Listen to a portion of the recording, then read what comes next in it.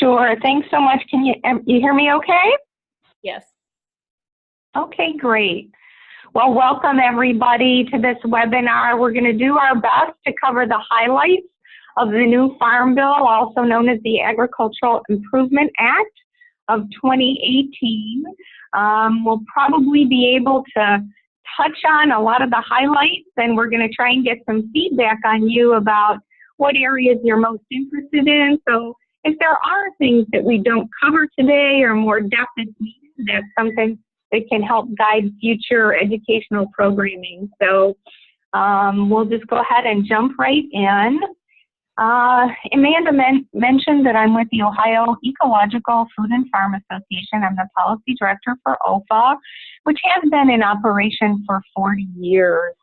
OEFFA was really founded by farmers that wanted to kind of resist the chemically intensive agricultural path that they saw moving forward. And so for 40 years, this organization has advanced sustainable agriculture.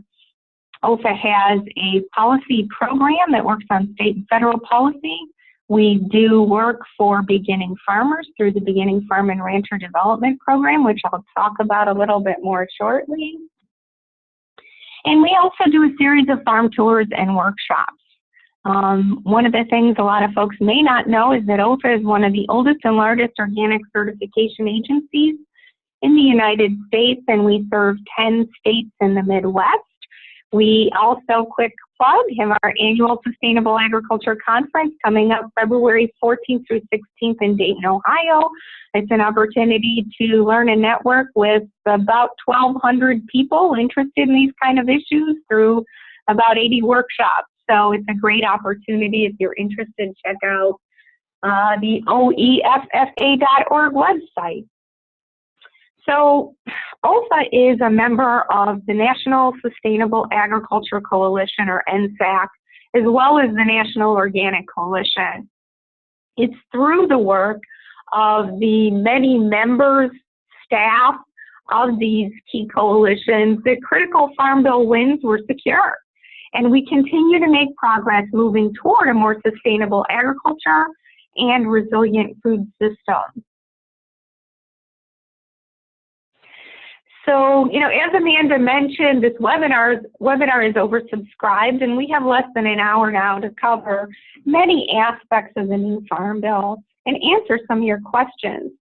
So when we start out, I'm going to focus on how local and regional food systems fared in the new Farm Bill. But again, Amanda is going to be putting up a poll shortly to list some different program areas. So we'd like to touch on those as much as we can.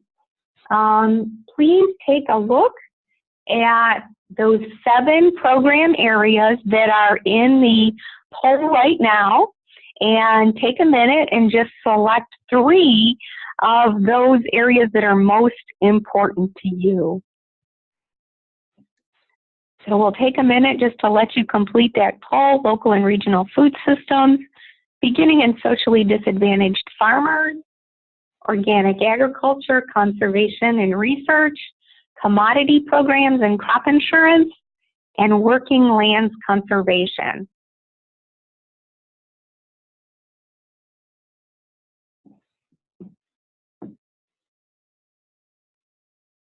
So how are we doing on that poll, Amanda? I'd say give it about 30 more seconds. Most people have answered, so. Okay, great.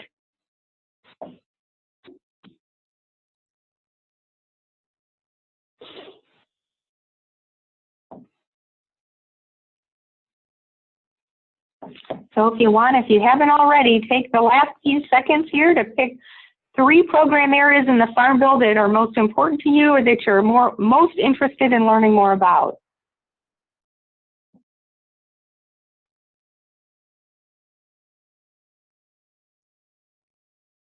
Okay, I'm going to go ahead and close the poll.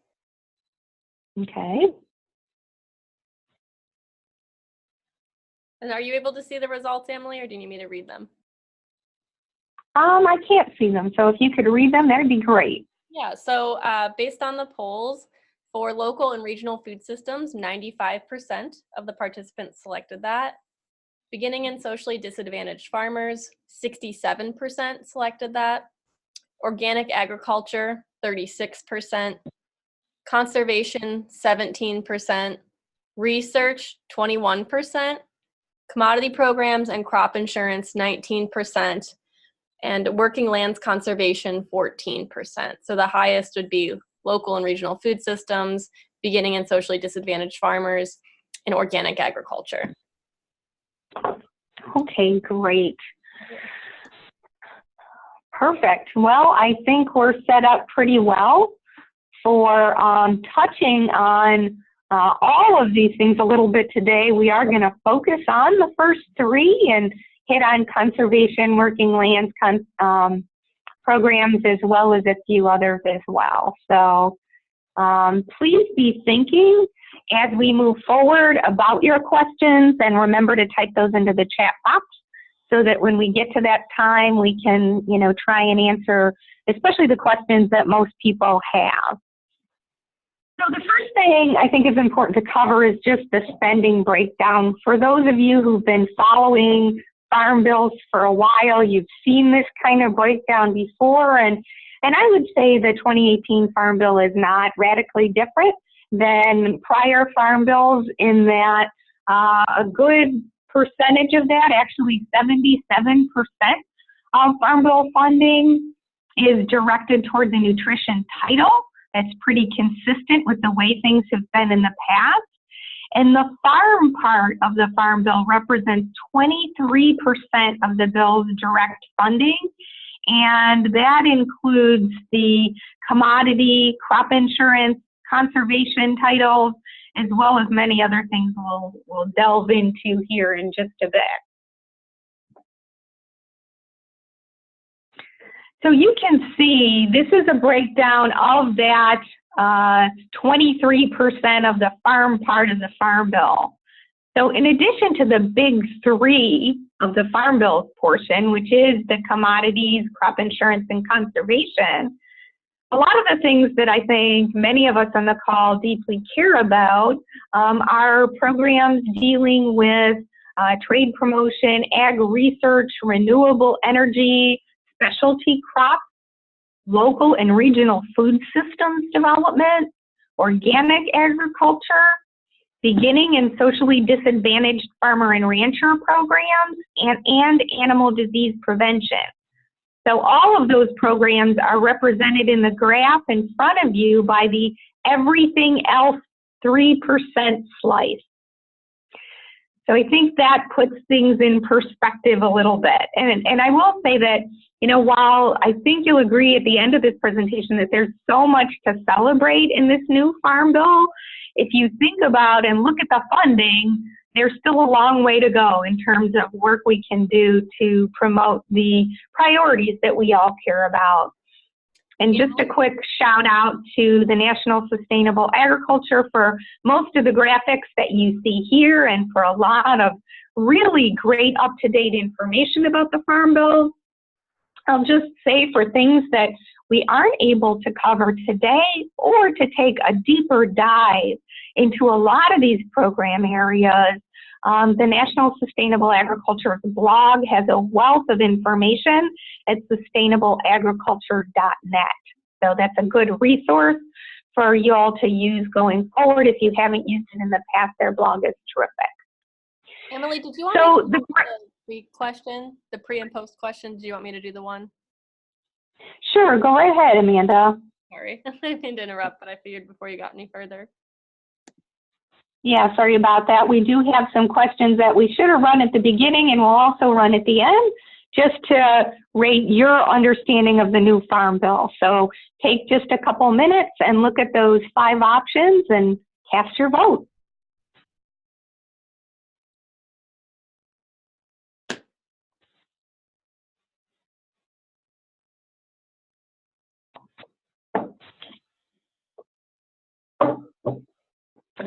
And while people are voting on their level of Farm Bill knowledge, I'll just go ahead with this slide that you've got on your screen here.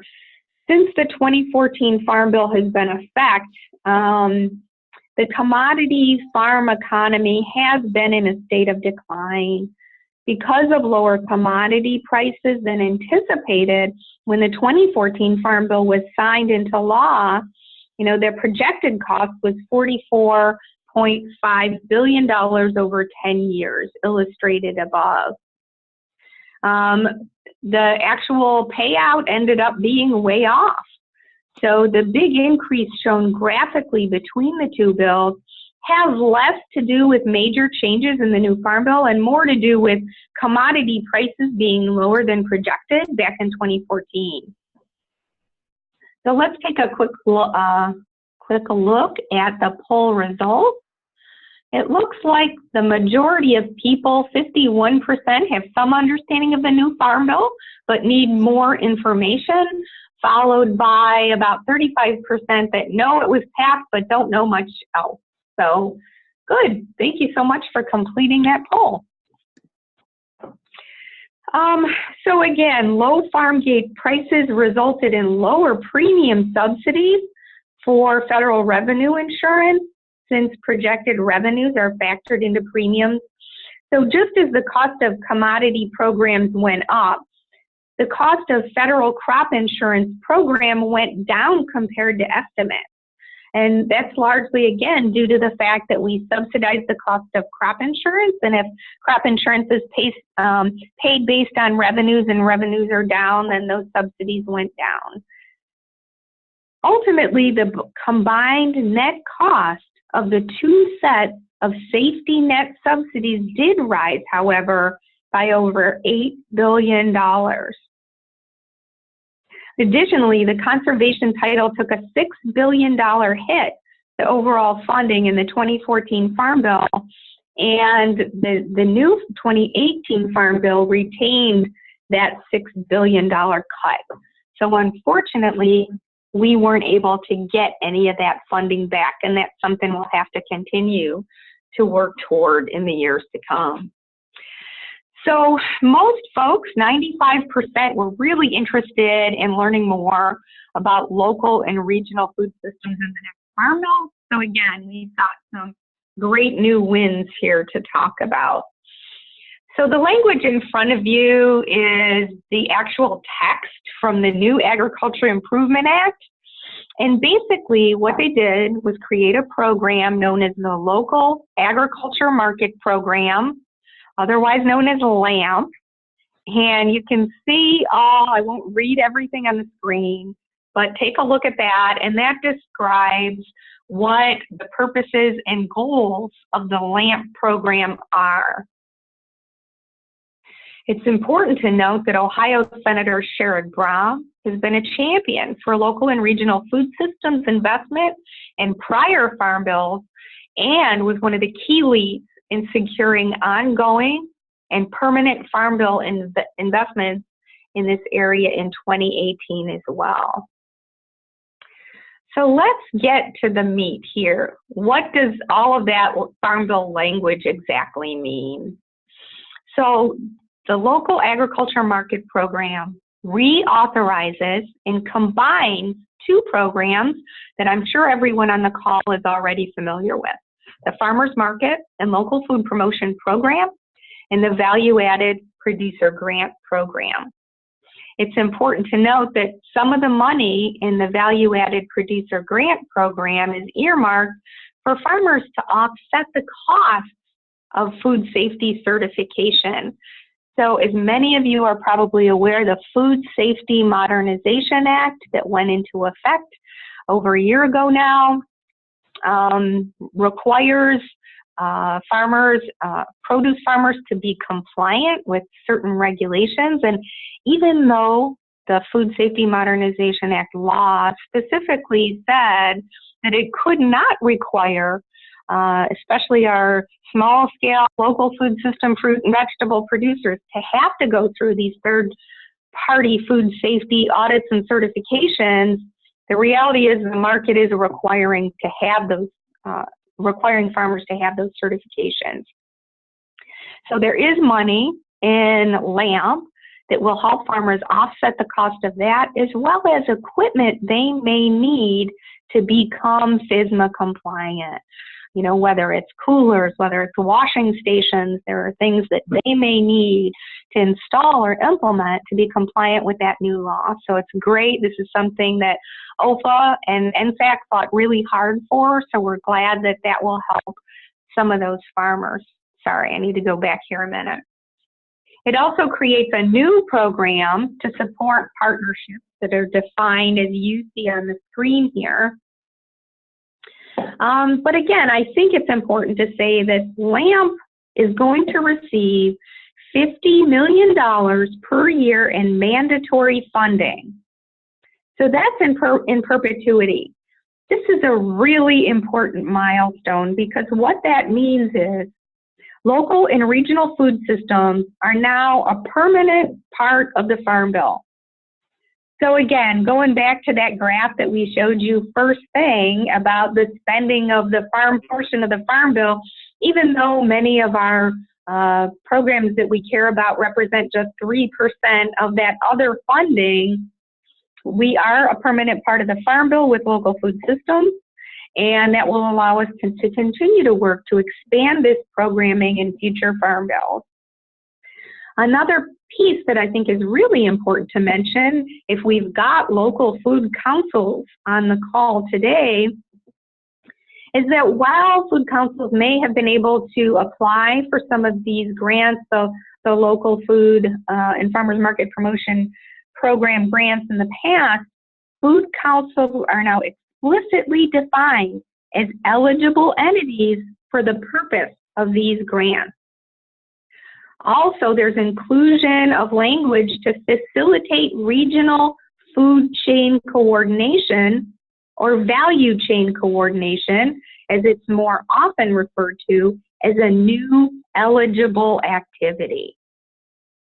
So adding value chain coordination as an eligible activity was meant to add greater emphasis and recognition of the importance of human capital necessary to coordinate activities across the supply chain. There's also a new eligible activity to promote new business opportunities and marketing strategies to reduce on-farm food waste, which is likely to show up in both the Farmers Market and Local Food Promotion Program and the Value Added Producer Grant Program.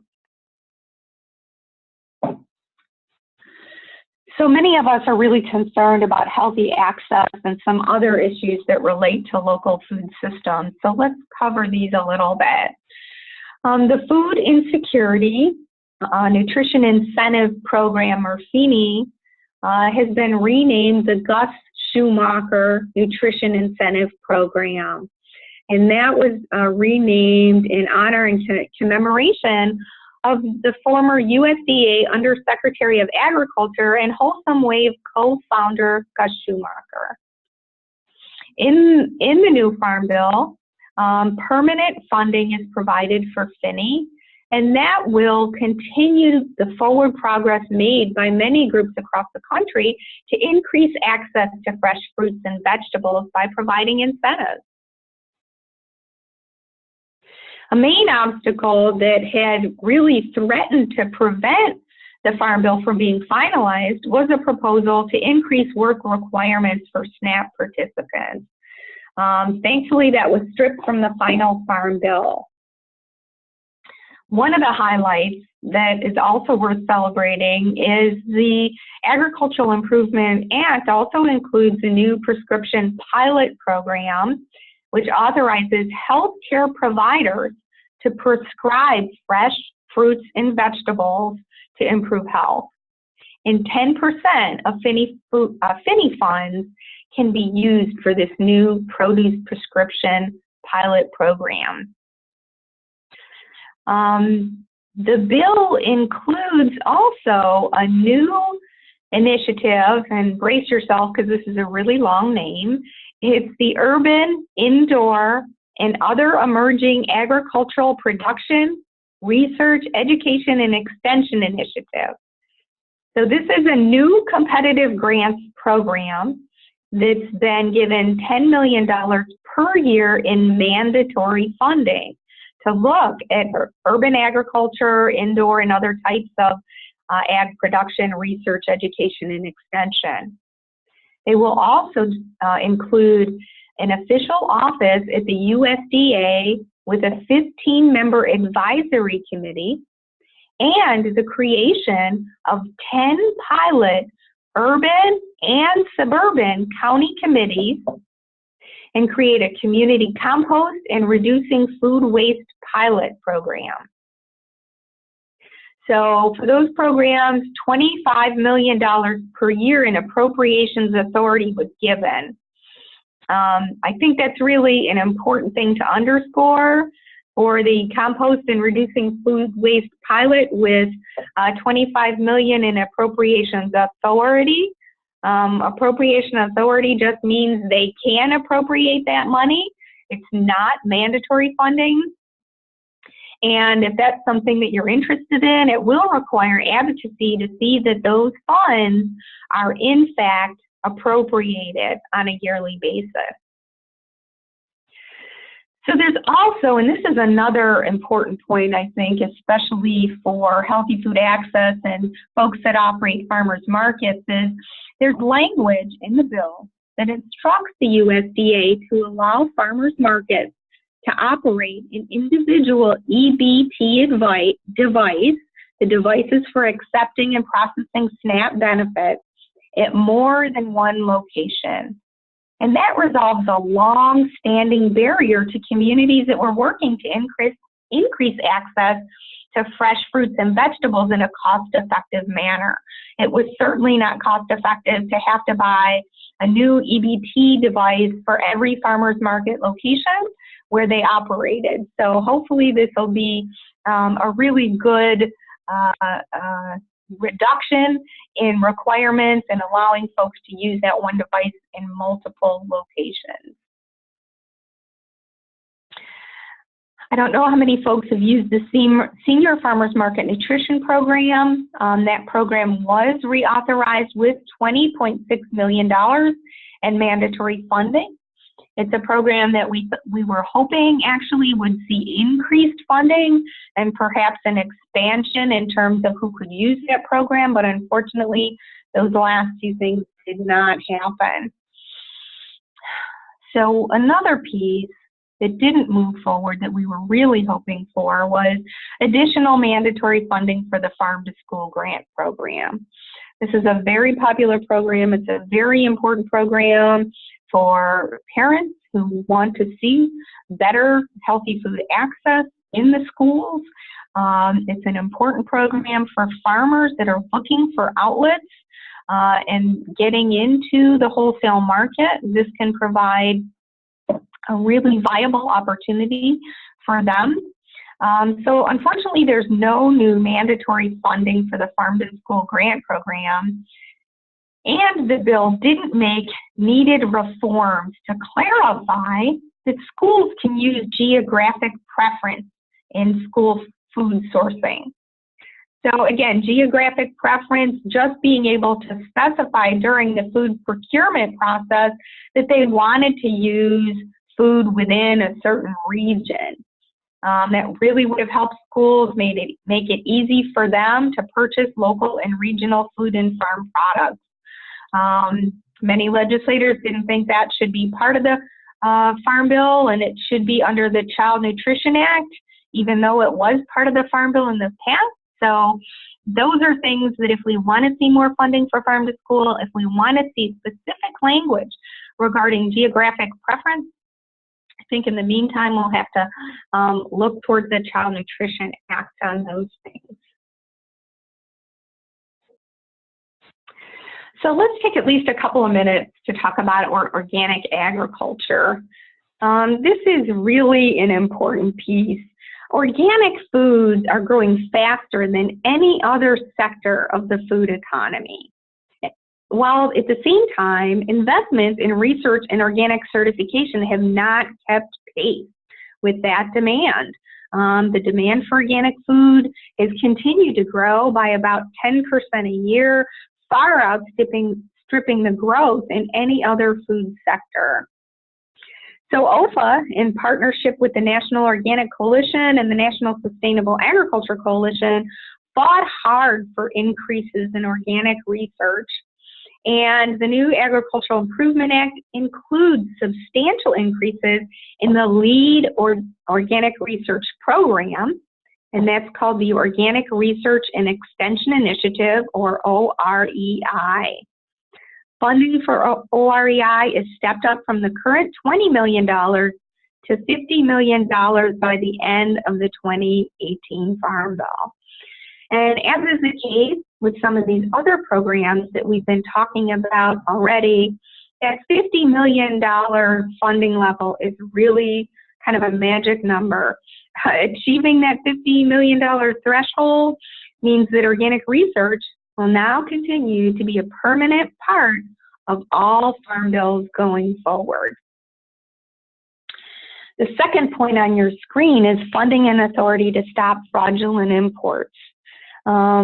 It's become increasingly clear over the past couple of years that we've been seeing an influx, especially of fraudulent organic grain coming into the United States, mostly from Eastern Bloc countries. I mentioned before that funding for organic hasn't kept pace with demand, and that's certainly been the case with funding for the National Organic Program that oversees organic certification. So they really needed additional funding and authority to be able to work with some of these other agencies that work on fraudulent imports, like Customs and Border Patrol and the Animal and Plant Health Inspection Service. So there is some language in the law that helps them work across agencies to stop these fraudulent imports and to have more financial resources, to have more boots on the ground, to be doing inspections and monitoring and protect the integrity of this really important growth sector in agriculture. Something that's been in existence for some time is called the National Organic Certification Cost Share Program, and that's funding to help farmers offset the costs of annual certification. So all producers who are certified organic fill out an organic systems plan. They submit planning information to their organic certification agency and every single year where it's reviewed. An inspector comes out to these farms every single year to inspect them, and then that is what allows them to be and maintain their certification, but they do pay those certification costs every year, and that's really important for many, especially of our smaller producers that are certified organic. And finally, it may seem like a really small piece. There's funding for organic production and market data initiative, and that's really critical to have data on organic production, to know, where we have gaps, what's growing, how we can continue to support and invest in this really important sector of agriculture. So it looks like this is laid out pretty well. We're also going to talk about the second top priority for everyone on the call today, which is investments for beginning and socially disadvantaged farmers. So you can see in the first bullet on your screen that two programs were combined in the Farm Bill: the Beginning Farmer and Rancher Development Program, also known as BFRDP, and the Outreach and Assistance to Socially Disadvantaged and Veteran Farmers and Rancher Program, which is also known as Section 2501. So basically, these two programs were combined into one program that's now called the Farming Opportunity Training and Outreach Program. Because these two programs are put together, they will also get that to that magic level of $50 million a year in annual funding, and again, become a permanent part of the Farm Bill. So policies to help beginning and socially disadvantaged farmers begin and sustained careers in agriculture are included in photo, which makes critical investments in training and also expands access to crop insurance and other risk management options for beginning farmers. It also includes new policies to address one of the most pressing issues facing beginning and socially disadvantaged farmers, and that's access to affordable farmland. You can see that there are new priorities on food safety. We talked previously about the Food Safety Modernization Act, and certainly making sure beginning farmers can be compliant with FSMA is really important, as well as succession planning, which can help existing farmers take steps to make sure that that farmland and that farm operation may be able to be transitioned either within their family or to a beginning farmer outside of the family.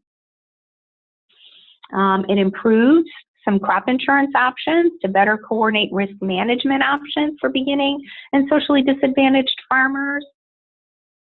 And as with the local and regional food provisions, as I mentioned, the fact that these programs now have permanent mandatory funding really is another thing that we can celebrate as historic, is these programs are a permanent part of farm bills going forward. And what that means is advocates will not need to fight every 5 years for programs such as Beginning and Farmer and Rancher Development Program and the 2501 program, and fight every single year for funding to carry out those programs. You know, it's often a mistake that people see that something has been authorized in the Farm Bill and they assume that funding is secured. But many of these things, again, if they don't have permanent mandatory funding, they're subject to the annual appropriations process. So I can't emphasize enough that many of these programs we've been talking about this afternoon have that level of funding. It's really a tremendous win and will allow us to keep fighting on expanding those programs in the years to come. So ultimately, $435 million in mandatory funding is provided for this photo program over the next 10 years. In addition to the points above, and I didn't highlight all of them, I think this idea of creating a national coordinator as well as designated coordinators in each state is really an important one. And that brings to mind another important issue to bring up, and that's that, you know, despite the fact that all of these great provisions are included in the next Farm Bill, it's really going to be incumbent upon all of us that really support these programs and want to see them move forward, that we pay really close attention to how these programs are implemented. You know, how and where is this beginning farmer coordinator position at USDA? Who is designated to be state level coordinators? You know, how can we ensure that, you know, all of these programs are implemented in a way that makes sense and that works for local communities? So please stay tuned to sustainable ag organizations like OEFFA, NSAC, and NOC to really stay apprised of how these programs are implemented going forward. And then one last point on the beginning farmer piece. We talked about the fact that access to land, and actually the National Young Farmers Coalition had identified that in their national survey as the #1 barrier beginning farmers face. Farm ownership loans were just not keeping pace with what the costs of farms were. In the previous Farm Bill, the cap on direct farm ownership loans was $300,000, which isn't a lot of money when you're talking about potentially purchasing a house and a farm. So with this Farm Bill, the cap on direct farm ownership loans was raised to $600,000 to better reflect the rising cost of farmland across the country. That's another important piece. So again, ensuring land access for the next generation is really critically important. And the focus on succession planning and an increase in funding for the Conservation Reserve Transition Incentive Program are critical, as we're going to see approximately 100 million acres of land change hands in the next 5 years. So this program I mentioned, Conservation Reserve Transition Incentive Program, allows farmers that are participating in this kind of temporary land retirement program to connect with beginning, socially disadvantaged or veteran farmers and ranchers so that they can make conservation and land improvements and or begin the organic certification process on the land covered by a CRP contract. Another important piece is that, there is a program, used to be called the Federal Farm and Ranch Land Protection Program. It's now called the Agricultural Conservation Easement Program, and that basically permanently pays farmers to permanently protect farmland from development. Has to be farmed in perpetuity, cannot be developed for non-farm uses. So with this ACEP program, there were some land affordability provisions that were included in this Farm Bill. And that's really important because just because land is protected permanently from development doesn't mean it's accessible to farmers. Hopefully, having these land affordability provisions in the bill will increase access to land for beginning farmers.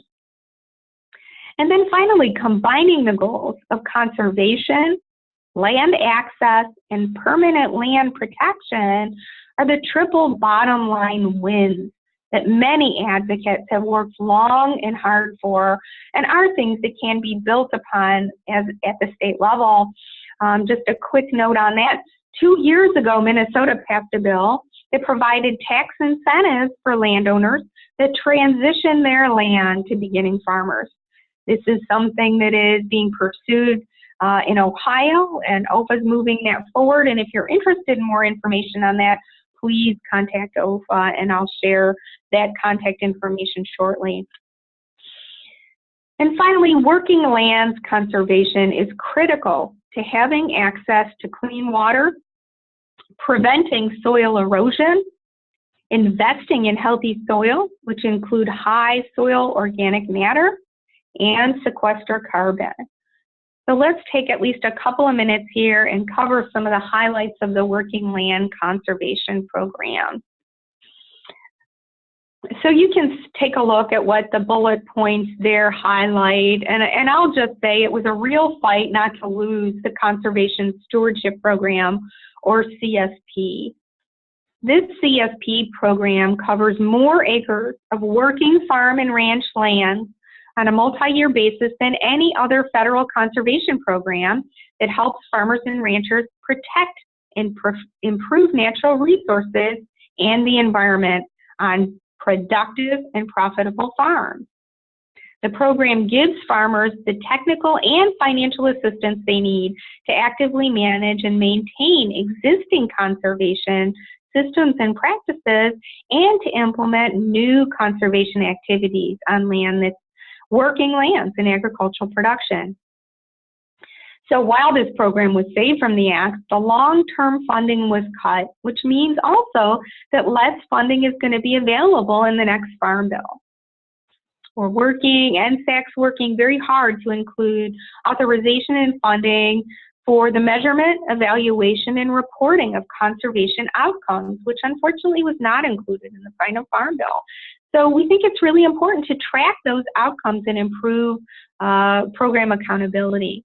I think if we take a look at what happens with farmers that implement these conservation practices, we'll see that they're worth much greater investment than what we have been giving them going forward. And then finally, there's a program called CLEAR that's mentioned up there. That also relates to the Conservation Reserve Program, and it'll allow people who participate in their CRP General Sign-Up Program to focus on highly erodible land and target 4 million acres to this CLEAR program, which will prioritize enrolling lands in CRP that best prevent runoff and protect water quality. So we're getting close to the end here. I want to make sure we have some time for questions. This is a highlight, again, from NSAC of programs that got that permanent mandatory Farm Bill funding. The FEME program, organic research, the local agricultural marketing program, which is local and regional food systems, and farming opportunity training and outreach program for beginning and socially disadvantaged farmers as well as trade. So there's a lot to celebrate here in terms of, you know, not having to necessarily fight for these programs every single year and every 5 years to be authorized. And that is something we should celebrate, that they're a permanent part of farm policy going forward. We didn't really have the time today to go into the things that many of us worked forward and that were not realized in the 2018 Farm Bill, but I'll highlight just one of those pieces, and that is with regard to subsidies, commodity subsidies for farmers. There was a provision in the new Farm Bill that expanded people who were eligible for subsidies to include cousins, nieces, and nephews. And what that means is people who may have never set foot on a farm or been actively engaged in the farm operation can collect farm subsidies. I think sometimes for a lot of us that focus on local and regional food systems, organic agriculture, conservation, beginning farmers, we don't often think about commodity programs, crop insurance programs, how those are carried out, but those are really what is a structural part of the Farm Bill that affects so many things, including the ability to invest in conservation, local and regional food systems, and advance a more sustainable agriculture. So I guess in closing, before we jump to our questions, I just encourage all of you to take a look at some information in the years ahead on those major programs that get so much of the Farm Bill funding going forward. So thanks so much. We'll take just a minute now, and if you could answer this last question to again let us know how you describe your understanding of the new Farm Bill after this webinar today. And again, we're still going to have some time for questions and answers, but please take a minute and select one of those 5 statements to describe any increase in knowledge about the Farm Bill from this webinar.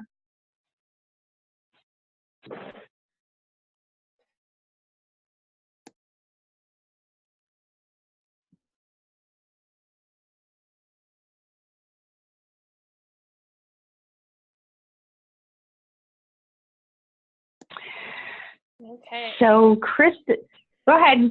Oh. What do we have? Our results yet, Amanda? Yeah, I was going to go ahead and close the poll.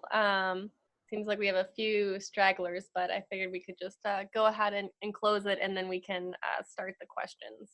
So if I ended the poll now, I can share the results, and you can see it looks like there was some increase in knowledge based on Okay. poll, so that's nice. Great.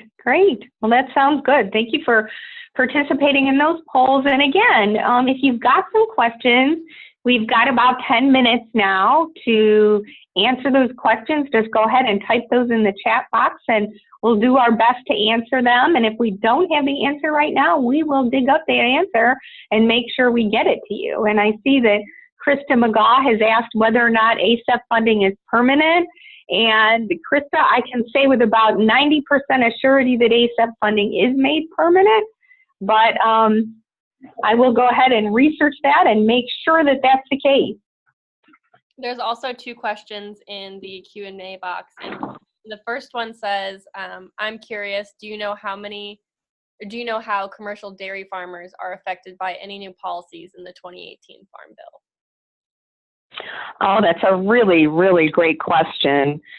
Yes, there has been some overhaul of the Dairy Margin Protection Program, which was a program that provides assistance to dairy farmers when their prices prices of production basically fall below the prices they can get on the market. So I don't know what that new dairy margin protection program, what those changes look like. I'll say that, you know, dairy policy is probably one of the most, if not the most complex part of all of the Farm Bill policy that I'm aware of. But from everything that folks have been saying, that new policy should be more responsive to the needs of dairy farmers who are really in crisis right now. And additionally, there is a new authorization for a farm, and I apologize if I don't get this. Now here, I have something on the Dairy Margin Protection Program. It was renamed to Dairy Margin Coverage to make it more attractive across the board, but particularly to smaller scale producers, those with production of 5 million pounds or less per year, the equivalent of about 240 cows. Premiums are to be reduced even below the lower levels set by previous dairy and cotton deals that were done earlier in the year. But there's also a farm and ranch stress assistance network that's been established, and I think, you know, that's a real priority to be, you know, thinking about how we can protect the farmers that are in crisis right now. So thanks for that question. There's two other questions. The first one is how has SNAP been affected by the new Farm Bill? I didn't hear as much as I thought I would regarding SNAP. Okay. So, you know, I'm sure there are probably folks on this webinar that could speak better to SNAP than I can. The biggest challenge to the Farm Bill and to SNAP was these kind of onerous work requirements that were being proposed. And I'm sure that's something that you heard about was causing a lot of the stress in trying to get the Farm Bill across the finish line. That was projected to have major negative impacts on SNAP recipients and make it difficult or almost impossible for many people to get access to food assistance. You know, I was just really, as I think many folks were pleased to see that that provision was stripped from the final Farm Bill. Other than that, my understanding is the SNAP bill funding was not cut in a significant way. And that's about all I can speak to with regards to SNAP. Okay. There's another question, Amalie. It says, what is the implementation process of these new changes or policies? How can we expect to experience these impacts in 2019? Oh, that's another really great question. Certainly the fact that we're in the longest government shutdown in history, it does not help us with regard to the Farm Bill implementation process, you know, because we really wanted to hit the ground running with, you know, there are sometimes new programs to be put in place, a lot of details about, you know, who's going to be running things, how things are going to be administered, a lot of administrative language about how those things are going to play out that needs to be developed. And again, with the current status of the shutdown, none of that is moving forward. I think that, you know, our current shutdown also, you know, calls into question or certainly raises red flags about some of the things that maybe operate on a time clock that we want to see implemented. So there is going to be more information coming out from NFAC and others about what that implementation process looks like and how people can engage going forward very soon.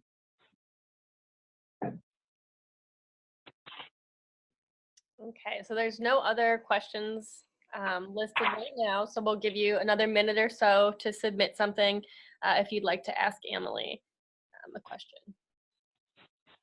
Yeah, these are really good questions. Somebody is raising their hand, I think, which means they're on the phone, and so let me see if I can figure out how to allow them to talk. I'm not sure if it'll let me, so I'll give it a try, but.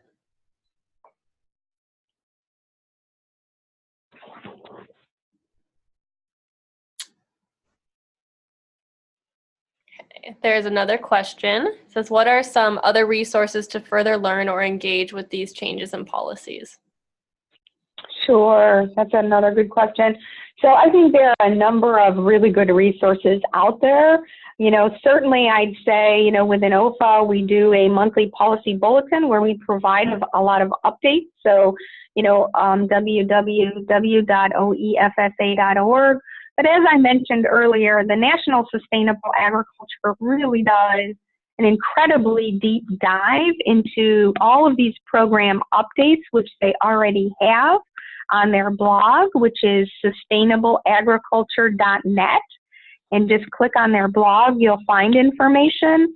What they've done in prior farm bills, and I know they plan to do in the near future with this current farm bill, is to create kind of a guide for people to all of the programs in the farm bill and to how to utilize those programs. So again, NSAC is just really an incredible resource, as is the National Organic Coalition, in looking at issues related to organic agriculture.